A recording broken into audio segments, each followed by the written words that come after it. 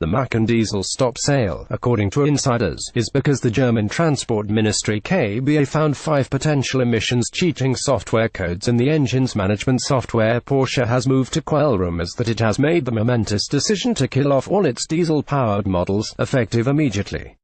The rumours, kicked off by British magazines Autocar, Express and Evo, insisted the German sportscar powerhouse was ending production of its diesel models in the face of a cultural shift from consumers. Porsche has been embracing electrification and inching away from the compression fuel for a while, with the third-generation Cayenne SUV launching with 3 petrol engines and a delayed diesel V6. More critically, it halted production of its Macan diesel on February 15. It has also stopped making the Panamera 4S diesel. Yet the story is more complex than the British claim, with Porsche unwilling to voluntarily walk away from a third of its model mix in Western Europe, or about 15% globally. The core problem lies in 2 areas: the new worldwide harmonized light vehicles test procedure WLPT, real-world test procedures being phased in by the European Commission to replace the NEDC test cycle, and the recidivism of its diesel engine supplier Audi. The Macan diesel stop sale, according to insiders, is because the German Transport Ministry KBA found 5 potential emissions cheating software codes in the engine's management software. And the KBA is a bit fed up with that sort of thing from the Volkswagen Group VW. In an enormous headache, German media reported that this month the KBA threatened to withdraw its type approval certificate for the Macan diesel due to its questionable software codes, which would have forced Porsche to buy back every single one of them it had sold in Europe.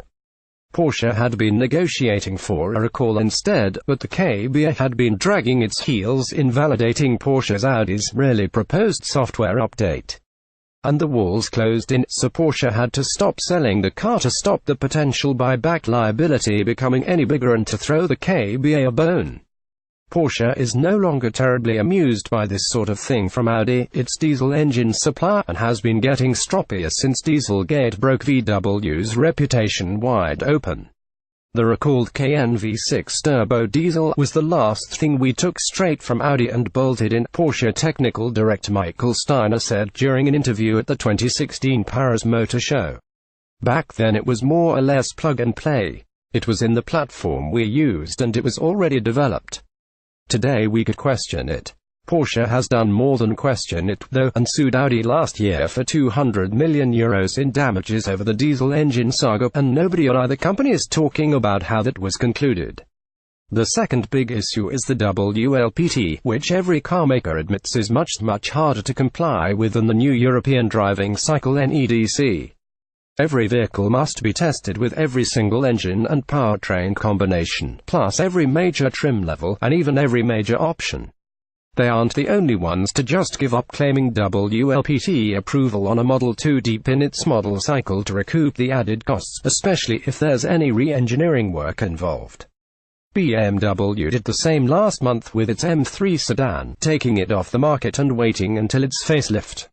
The announcement also came on the heels of more bad news for diesel fans, with Mercedes-Benz under fire for alleged cheat codes in its diesel software. Germany's Bild newspaper alleged the U.S. Department of Justice found at least 3 software cheat codes in the Benz diesel management systems. They include bit 13, to shut down selective catalytic reduction (SCR) after the cars emit 16 grams per kilometer of NOx, bit 14 which it claims alters the SCR behavior according to time and temperature parameters, and something called slip guard, which detects when the cars are on a rolling road, like in a laboratory. The worst allegation is probably bit 15, which shuts down the SCR filter entirely after 26 kilometers of driving. Benz denied the allegations, insisting Bild cherry-picked a very large dossier to hurt the company and its workers.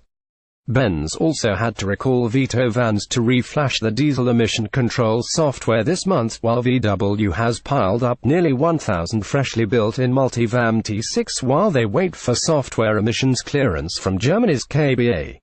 It is a nervous week for Europe's car makers, with Germany's Federal Administrative Court in Leipzig expected to rule on Thursday whether to ban pre-2015 diesel cars from German cities.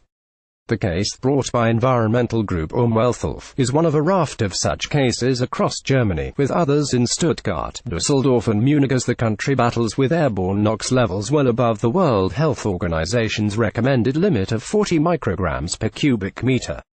Munich's average NOx value in 2017 was 78, Stuttgart's was close behind at 73, Cologne's hit 62 and major cities, such as Hamburg, Kiel, Düsseldorf, Heilbronn and Ludwigsburg, were all above 50.